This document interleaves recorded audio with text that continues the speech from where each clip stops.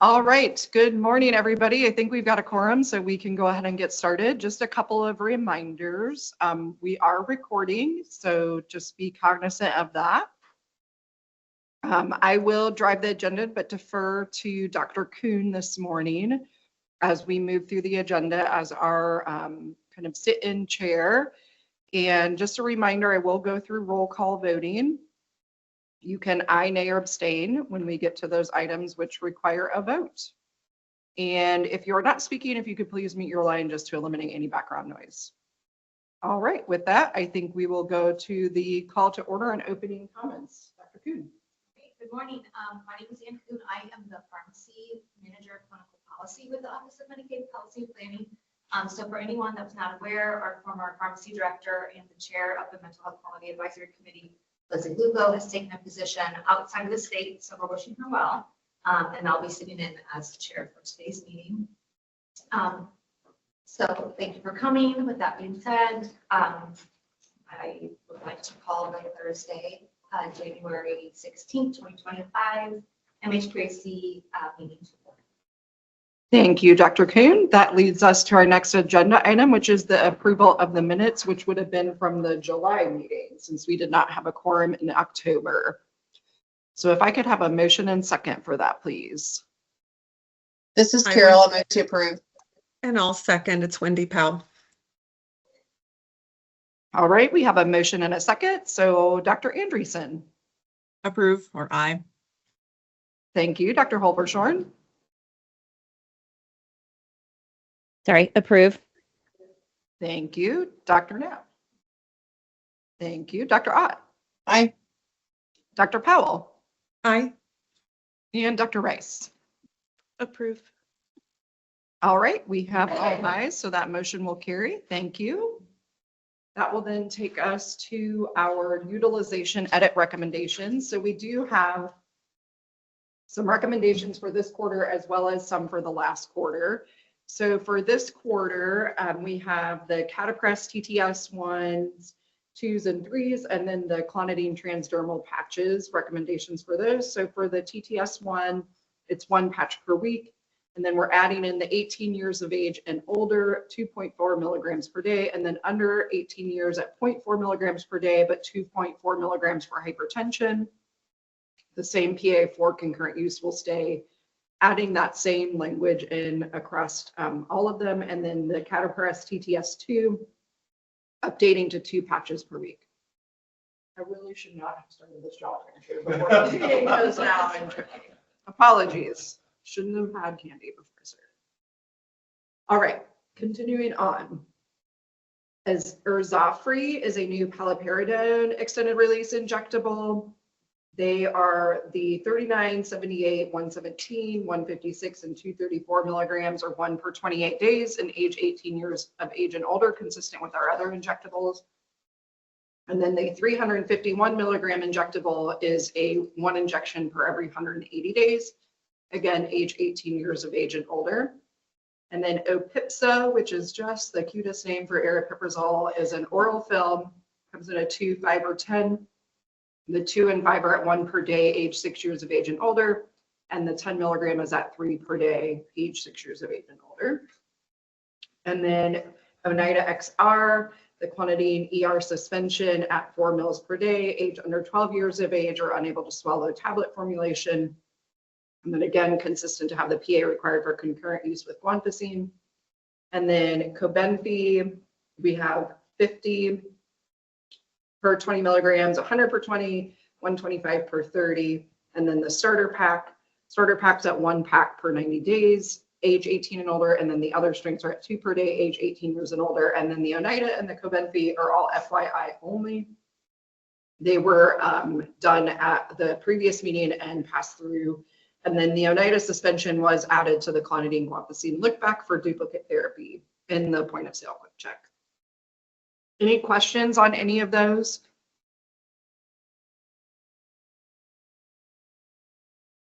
All right, hearing none, if I could get a motion and a second then to approve those edits that have not yet been placed.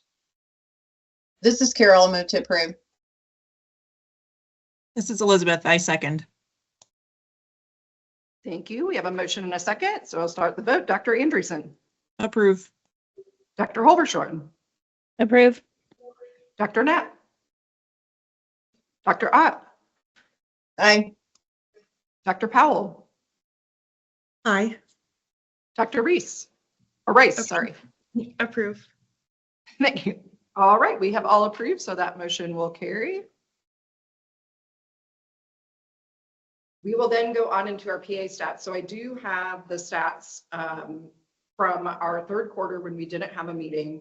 I'm not going to spend a lot of time focusing on these since I'll focus on the next quarter, but just wanted you to see that they're there. And then very similar in fourth quarter, you can see the totals here, but I'll look at our trending because I think it's a little bit easier to review. So when you look at our trending graph here, you can see overall really pretty steady and pretty flat. We did have a slight kind of increase in the SSRI, SNRIs. You can see kind of going across there, but not super substantial as far as what we're seeing there. And overall, everything kind of being fairly steady from what we've seen.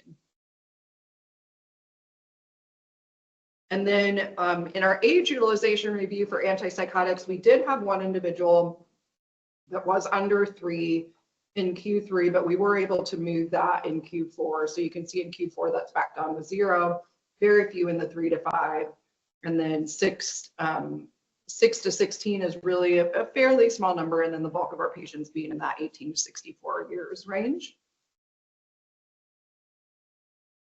And then on the stimulants, nobody under 3, still a small number in 3 to 5, and then you can see for us the bulk of our members are in the 16 to 14 to 15 to 24 range. And then similar data for Q4.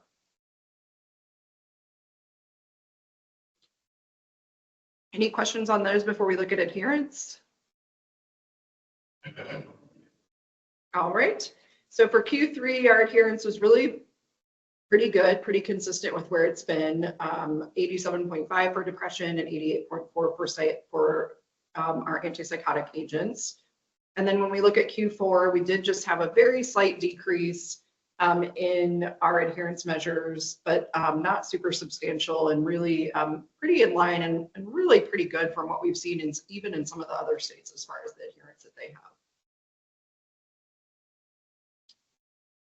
When we look at our PA stats related to addiction, we did have kind of like this decrease going on for buprenorphine, and then we have seen kind of a slight increase again back in December.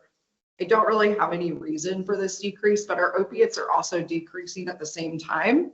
So just kind of anecdotally something that we're watching. I mean, fairly steady, but kind of a slight decrease. November overall, we had a decrease in kind of all claims and all PAs, which is pretty common over the Thanksgiving holiday. We see less typically. When we look at our unique members, again, that had kind of been decreasing a little bit over time, and now is going back up a little bit again. Unique prescribers, kind of the same thing. And then here's the PA request. So interestingly enough, the PA requests tend to be very cyclical. So you might be saying, why did December claims go up, but the PA requests go way down? And that's just because of the cyclical nature of the way these PAs go in. And so our PAs volumes are already very, very low because we are looking at just those members typically that are using either a non-preferred agent or something, or an injectable that potentially requires PA. So most of our preferred products just go through without PA. So it's a very low number anyway. So a lot of that can change the data, but they are also cyclical when they receive them. So you can kind of see spikes of when they're getting their reapprovals again. Any questions on any of those stats?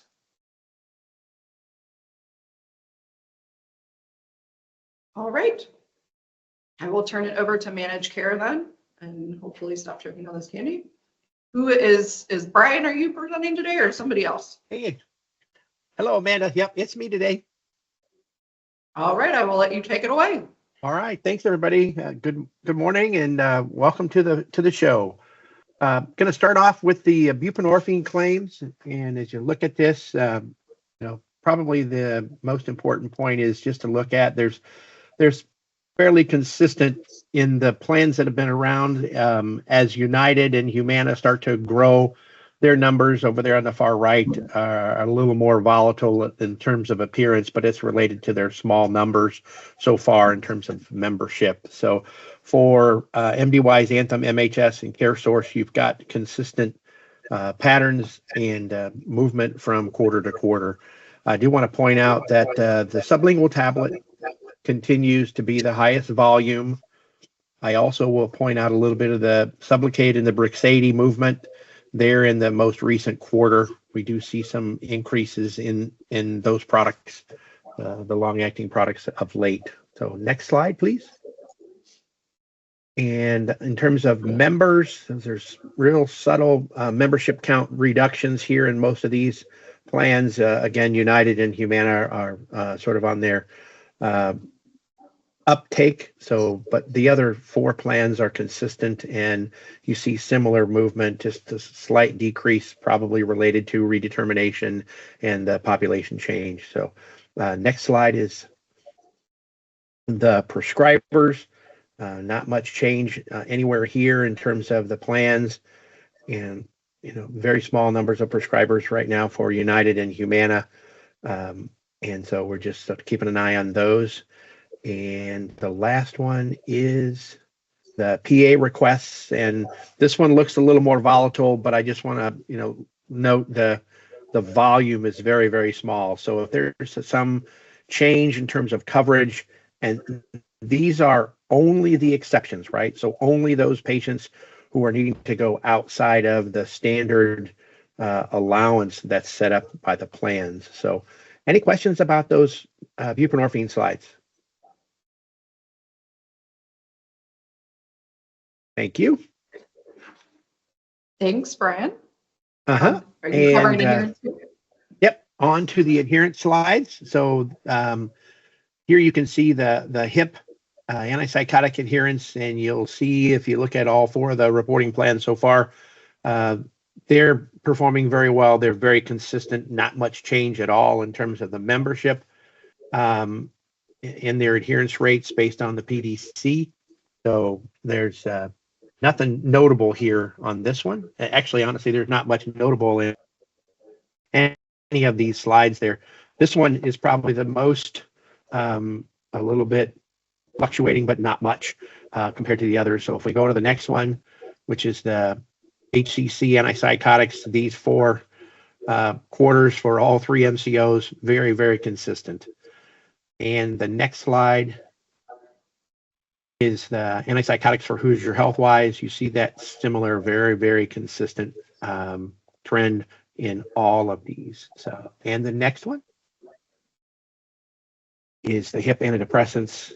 And again, you see that, boy, I wish we could get other things to perform this well. So,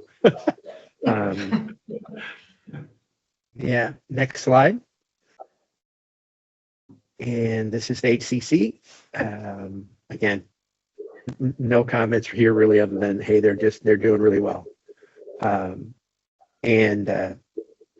think this is the last one, right, Amanda? So this one is HHW antidepressants, and going on to HIP antidepressants. Or is that the last one? Yeah, that's the last one. Any questions on those antidepressants? Okay, thank you. Thanks, Brian. I will then turn it over to Amy Berger with Anthem. Amy? Good morning. Can you hear me okay? Yes, we can. Excellent. So as mentioned, my name is Amy Berger, and I am here to share the Anthem updates. Similar to fee for service, this is the Q3 data, so it is here for your viewing pleasure.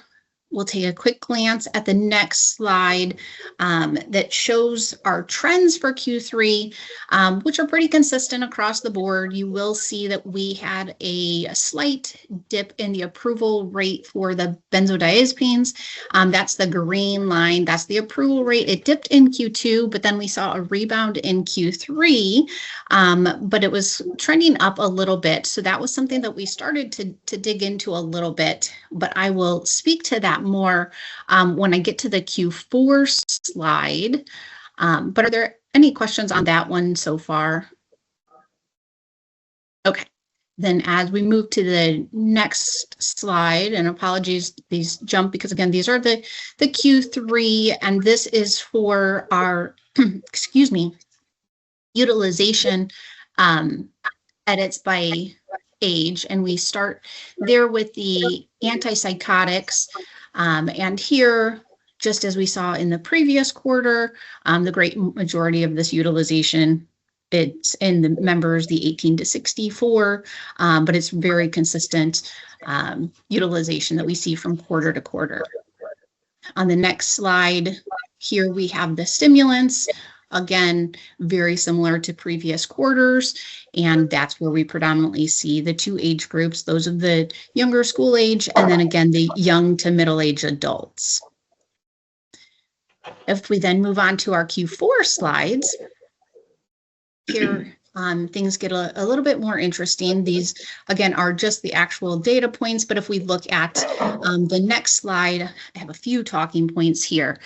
So you'll notice that our PA volume, it is in fact decreasing slightly in many of the classes, but that just aligns with our slow but steady decrease in membership since redetermination began. Of course, in Q3 and then again Q4, we do see that slight increase in the ADHD PA volume, but again, that's school back in session. So that's kind of as expected. Approval rates, which are the lines, here we see fairly steady with the exception of the green line. And again, this is the benzos, as I mentioned on the previous quarter, and of course the blue line because that's the overall, all the classes. But what we found digging into our benzo data, because you see here a very steady increase in those approval rates. Unfortunately, we had an update that was made to our automation previously due to a gap that we had found. And unfortunately, that update was inadvertently overridden by another update, a subsequent update that we made in our PA review process. And it was specific to this class of medication. So essentially what happened, that this update that was made to our review process reverted back to an older process that allowed for electronic PA processes, the electronic PA process to allow for an end-to-end or an auto approval based on the provider attestation to claims history. What we had found previously is that attestation doesn't always align with what we actually see in claims history. So we had turned off that auto approval to then manually review all of these PAs. Well, with that last quarter, unfortunately, this reverted back and those attestations continued to come in indicating claims history, which allowed for an auto approval, but in then reviewing manually, those should not be approving. So we have reclosed this gap, and we will require a manual review of all the continuation requests moving forward. But unfortunately, that's what caused this uptick in the approval of the benzos. So we'll continue to monitor this, but again, it's going to be a manual review for claims history and not relying on that provider attestation that's provided in the PA submission. So we'll continue to monitor it, but overall, everything else looks pretty steady and unchanged. Are there any questions there? All right, hearing none, we can then move to the last set of slides, and that is going to be then that utilization. And again, similar to previous quarters, the antipsychotics really unchanged there with just that one group seeing the majority of the utilization. And then it's finally on the stimulants. Again, same as previous quarters. Very, very small change in utilization, but the trend remains the same. Those two groups, younger school age and then the young to middle age adults. Are there any questions? All right, hearing none. Thank you so much. Happy Thursday. Thanks, Amy. We will then move on to CareSource. I believe Ruth Guajardo is presenting for CareSource today. That's correct. Thank you. Good morning, everyone. First up, we have the prior authorization statistics for Q3 of 2024 for the 4 therapeutic categories listed there on the slide. No major changes to call out for our total claims processed, the paid or rejected claims. Those values are listed on the table. We did see a change for our percentage of PAs approved, which did slightly increase anywhere from 3 to 5% as compared to the previous quarter. But overall, our numbers have been relatively consistent, and you can see that increase reflected in the graph on the next slide. So there on the trend line for PA volume for all 4 drug categories, you can see that slight little uptick for Q3, but it's nothing drastic. And then the bar graph for the PAs approved remains consistent across all 4 categories. No major differences really to call out there.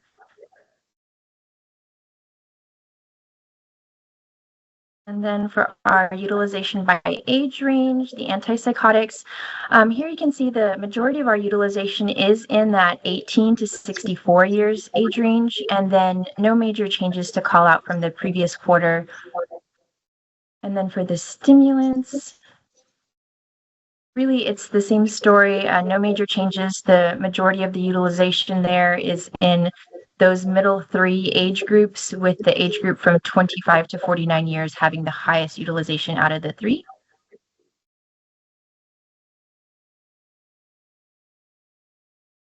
And then for our Q4 data, here we did see an overall increase in the total claims processed for all 4 therapeutic categories.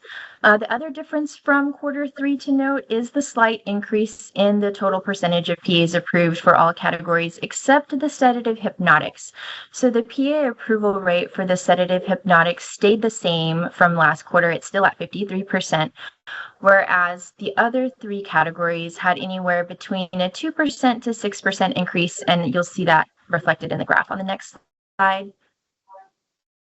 So there's our trend lines for all 4 therapeutic categories, and you can see that bit of an uptake there. Again, it's not drastic, and then the bar graph for the PA approval is similar to last quarter, and you can see kind of the consistency across all 4 categories. No major differences there.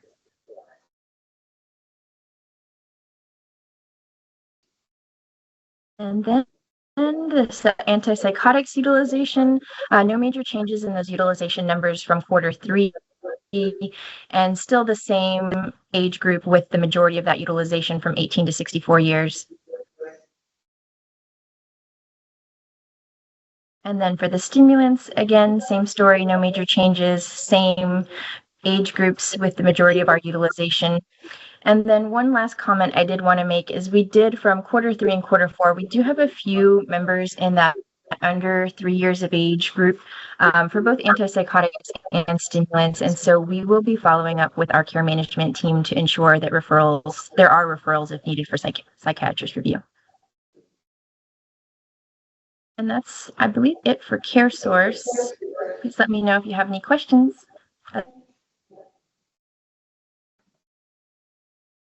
Thanks, Ruth. Thank you. All right, next up we have Bill Porch with Humana. Bill? Amanda, can you hear me? Yes, we can. Oh, morning, everyone. This is Humana's really first data processing for Q3 for the pathways. And you can just see this was part of that transition period. So not looking a lot at the data here. I would think the Q4 would be a little bit more insightful because of that transition period. But you can see our overall approval, percent approval for the anti-psych 74, SSRI 77, stimulants 86, and the sedatives around 54% If you would go to the next slide, please. Only have one quarter there to compare, so not a lot we compare here. If you would go to the next slide. Our pathways age is right around that 60 plus age, so you won't see anybody below that. And you can see the majority of our anti-psychs are going to be in that 18 to 64 age, and a few in the greater than 65. Next slide. A few stimulants, 36 there for that age of 50 to 64, and just 4 members over the age of 65. Next slide. Q4 out of the transition period, so you can see then anti-psychs 73%, SSRI 70%, stimulants around 75%, and the sedatives at 73% for overall approvals. Next slide. You can just see here, it's finally comparison. I think it's going to take a few more quarters to start to see some trending again, but a little bit more PAs were asked for the anti-psychs there, and that's why you see that greater column there out of the transition and starting to be reviewed. Next slide. You'll still see the age. As for pathways, it's going to be that 60 plus, so nobody below that age is in this one, and also the stimulants. Any questions or comments? Thank you. Thanks, Bill. Next up, we have MHS. And are you presenting today? Or? I am. Okay, I will let Cindy take it away. I'm here, ready. Good morning, Cindy Gehrig with MHS. Here are our PA slides. They're pretty consistent. The number of claims did decrease a little bit in Q4, which you'll see, but the percentages are pretty much staying the same. So if we could go to the next slide. So here's our graph. Not much change in this for Q3. Antipsychotics, of course, just like everyone else, the majority of the utilizers are in the middle. We did have a few in the 3 to 5, which dropped off in Q4.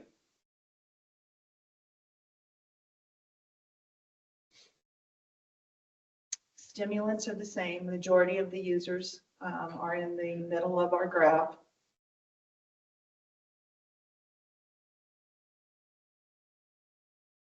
And here are their numbers for Q4. We did notice that the stimulant did go up 5%. And so we looked into that. With one of them being on the brand preferred list, the pharmacies are telling us they're having difficulty getting these in. So when they process these, it automatically shoots off fax to many of the providers asking for a PA, and that's what we believe contributed to that little bit of uptick with the stimulants.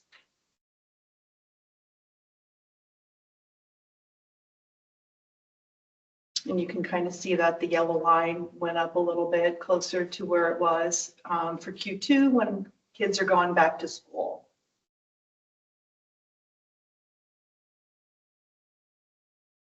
And here the antipsychotic and the 3 to 5 year old, or under 3, I'm sorry, dropped off. And this graph is very similar to the one for Q3. The next one. And here are the stimulants. Not a whole lot of change in the utilizers for Q4. Do you have any questions for MHS? Thanks, Cindy. All right, next we will turn to Marissa Mattingly with MDWise. Marissa? Good morning, everyone. Can you hear me okay? Yes, we can. Okay. So first I'll be presenting third quarter PA stats for each mental health drug category. You'll notice that there really hasn't been much change for us in any category for the past several quarters. Overall, claims have remained pretty steady. And PA volume for the CNS stimulants increased from second quarter, which is most likely related to school being back in session. And it's right on track, you'll see, with third quarter of 2023.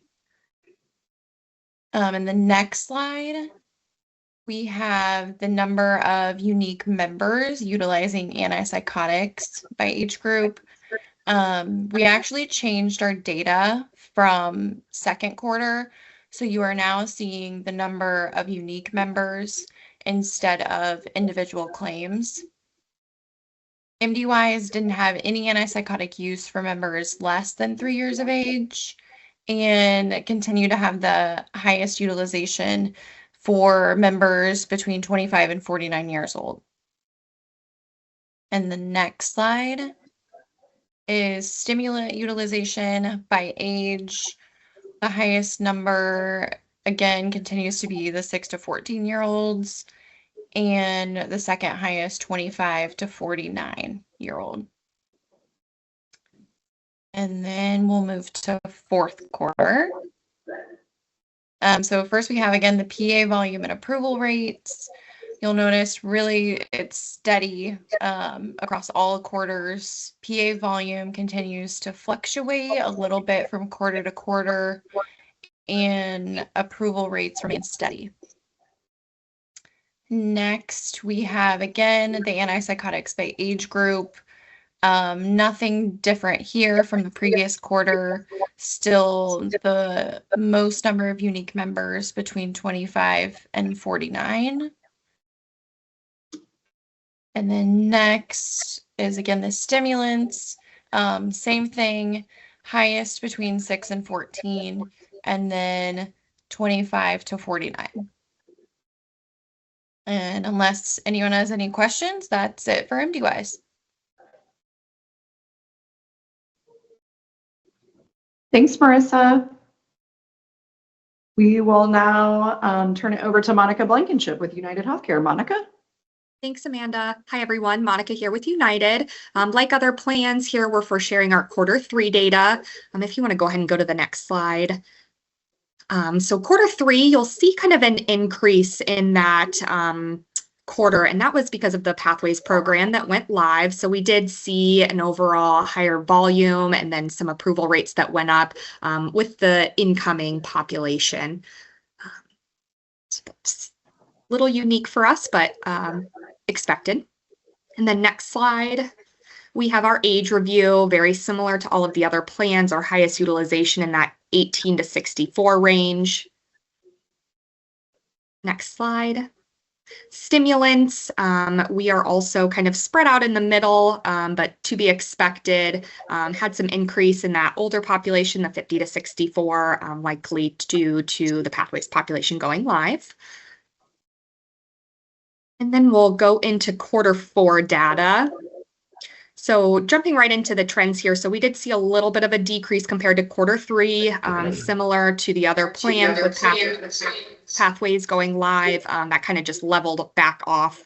So we kind of expect to see this go into a more steady state now that that plan has a couple of months in the rearview mirror. So to come soon. And then our next 2 slides with the age reviews, very similar to what we saw for quarter 3. So that high utilization in 18 to 64. And then for the stimulants, very similar spread on this slide. Any questions for United? Hearing none, I'll give it back to you, Amanda. Thank you. Thank you. Thanks, Monica. Thanks, everybody. All right, that now takes us to our wards and fosters guidelines, development and implementation update. Dr. Kuhn or Dr. Holbershorn, anything either of you would like to speak to?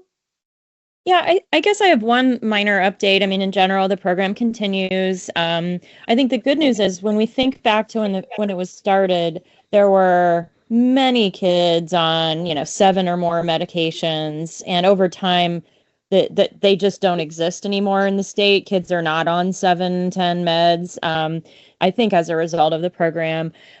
So we've had to adjust the parameters that we use to pull cases. So we are now looking at smaller numbers, I guess less severe problems than in the past in terms of number of meds and age and things like that. But I think that's overall good news. I mean, still there's plenty of kids where their med regimens can be optimized, but overall, I think it speaks to the effect of the program. So I think we just made another adjustment just a month ago to address that. So yeah.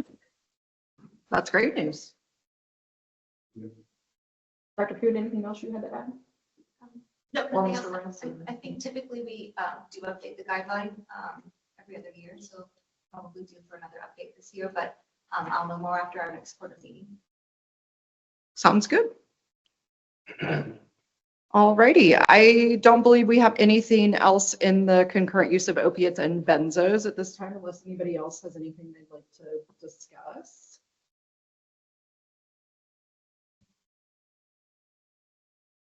All right, hearing none. That takes us to our old business agenda. Does anybody have any old business?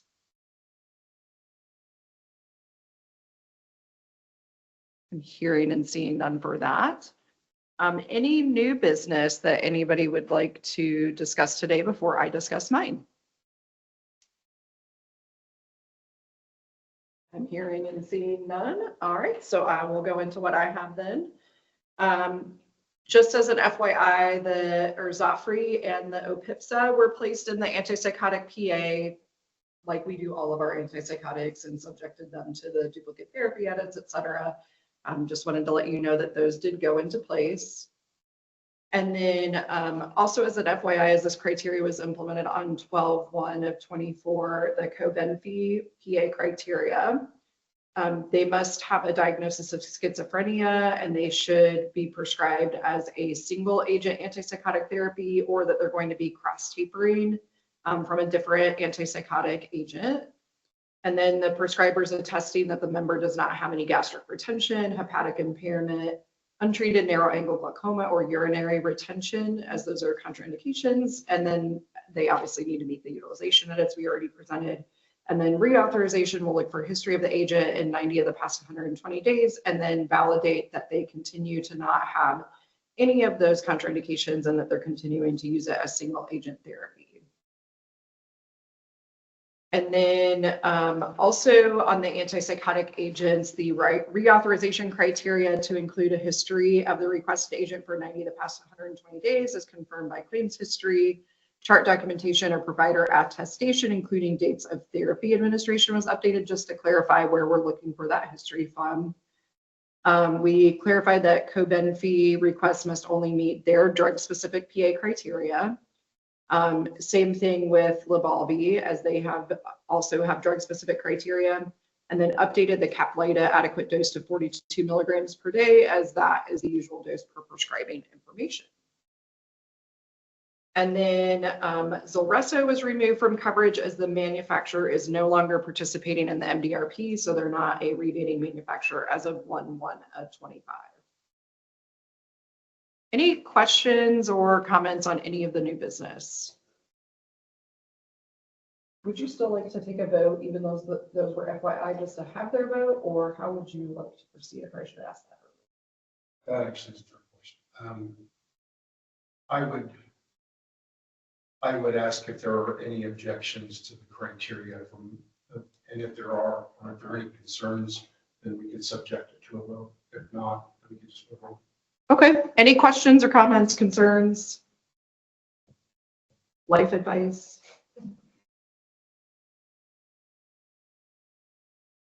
All right, I'm hearing none, so we will take that as good to go. So that brings us then, any other new business, any other agenda items that anybody wants for next quarter?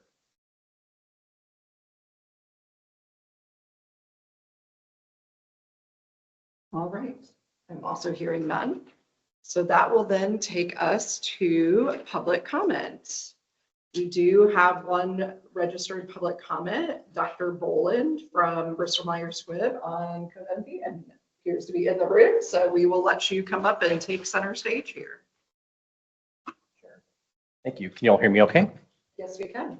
Great. So thanks for having me. I'm Patrick Boland. I'm a field HEOR scientist with Bristol Myers Squibb and a pharmacist by background and training. I'm here to discuss Cobenfy, which we just talked about from the October meeting. In the interest of optimal patient care, respectfully, we would like to ask the committee to review the prior auth criteria for Cobenfy in regards to the utilization of more than one agent for schizophrenia. The current antipsychotic criteria allows for adjunctive treatment for schizophrenia under certain criteria for everything except for Cobenfy. Cobenfy is only allowed to be used as monotherapy, or if a cross titration is needed, it must be completed within 90 days. We would like to ask the committee respectfully to give Cobenfy the same criteria as all the other drugs in regards to the use of multiple agents. Those criteria, yet again, being a diagnosis of psychosis. The agents involved need to be prescribed by a psychiatrist or a psychiatric specialist. There needs to be a history of at least 4 weeks of single agent therapy and a history of at least 4 weeks of therapy with clozapine. Additionally, we would also like to request that the current language that is specific to Cobenfy only in regards to completing a cross titration within 90 days be removed. Thank you for your consideration, and I'll be happy to answer any questions. Any questions for Dr. Boland? I do have one. This is Carol Ott. Are there any studies right now that have been published that include data about use with another antipsychotic? For Cobenfy or any other drugs in particular in the realm of schizophrenia? For Cobenfy specifically, because all I've seen are the clinical trials with it compared to placebo. Correct. As of right now, there are no published trials that have completed looking at the use of Cobenfy with another antipsychotic. Okay, thanks.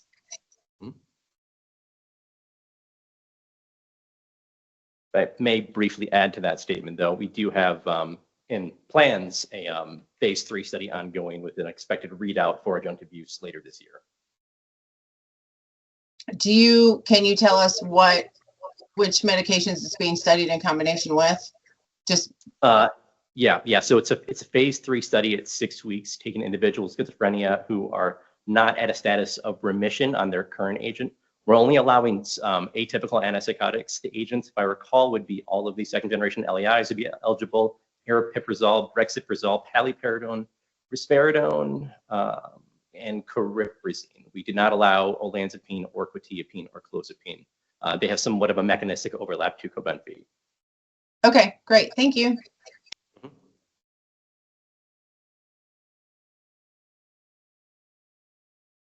Any other questions? Any other questions? All right, thank you. Thanks so much. All right, that ends public comment for us, I believe. So that takes us to our last agenda item, which is adjournment, unless there is anything else. All right. All right, thank you for your time and participation, everyone. Thank you. Meeting is adjourned. Thank you. Have a great weekend. Bye-bye.